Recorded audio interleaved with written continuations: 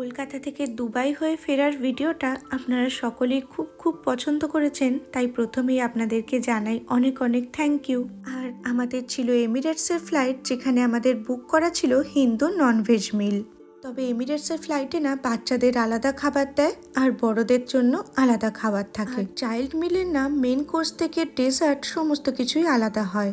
যেমন এখানে ছিল একটা স্যালাড, একটা ডেজার্ট, আর সাথে কিছু বিস্কুট, বাটার, ব্রেড এসব তো ছিলই।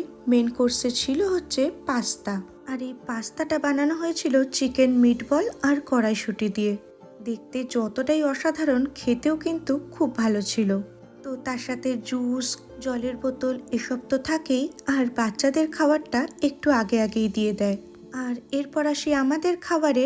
আমাদেরকে খাবারের মধ্যে দিয়েছিল, ডেজার্টে ছিল একটা মুস, আর এদিকে ছিল হচ্ছে একটা স্যালাড, আর তার সাথে বাটার, ব্রেড এগুলো তো কমন কিছু জিনিস থাকেই। অবশ্য বড়দের মিলে দেখলাম একটা চকলেটও দিয়েছিল।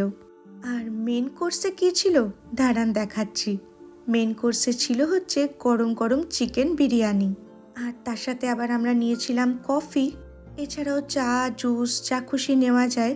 তো আমরা এখানে বহুরূপী সিনেমাটা দেখতে দেখতে খাবারগুলো এনজয় করছিলাম। আর রনি তো গোটা ফ্লাইটে ডিজনি, এলসা এসবই দেখেছে।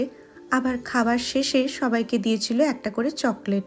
যেহেতু আমাদের ফ্লাইটটা ভায়া দুবাই ছিল, তো এখানে দুবাই স্পেশাল কিছু চকলেট আমাদেরকে টেস্ট করার জন্য দিয়েছিল।